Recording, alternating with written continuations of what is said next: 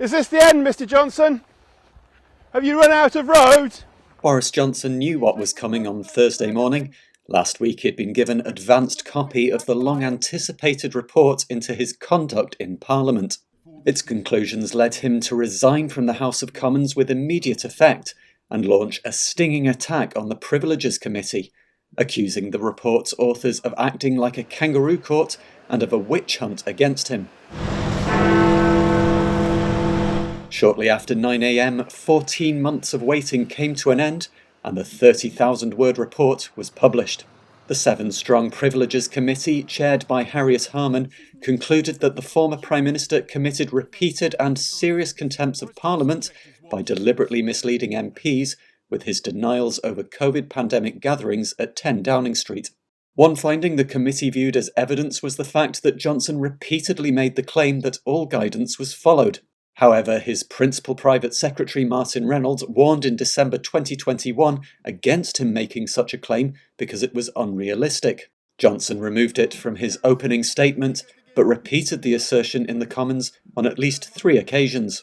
The committee also found Johnson committed further contempts by undermining the democratic process of the Commons and being complicit in the campaign of abuse and attempted intimidation of the committee. Labour's Chris Bryant is chair of the Privileges Committee and would have led the Partygate investigation. However, he recused himself to avoid suggestions of bias. Today, he supported his colleagues' findings. It was a unanimous report. Boris Johnson's probably going to take pot shots at every single one of the members of the committee over the next few days, but it was a unanimous report. They followed the evidence. It's very, very clear. He repeatedly lied to Parliament. He was in contempt of the committee and of Parliament. He wasn't doing his job properly. He knew from the very beginning that Downing Street had seen parties that broke the rules, and he lied about it.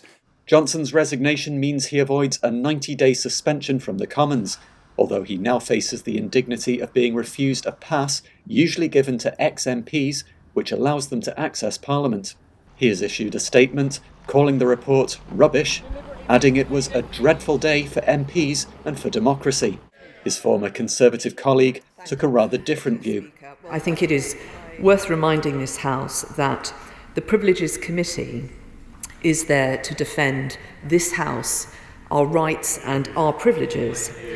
The committee and the investigation that they carried out was set up unanimously by this House. We asked them to do this work. The membership of the committee was established, again, unanimously by this House, and as many members have pointed out, it had a Conservative majority on it. MPs will now consider and then vote on the report's findings.